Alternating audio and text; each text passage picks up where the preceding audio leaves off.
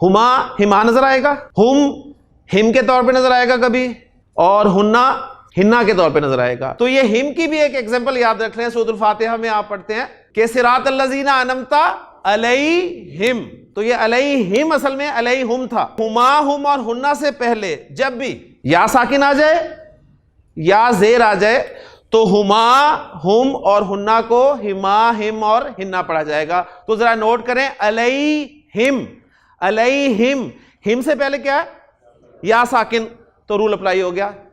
اصل میں تھا علیہم جسے علیہم پڑھا گیا.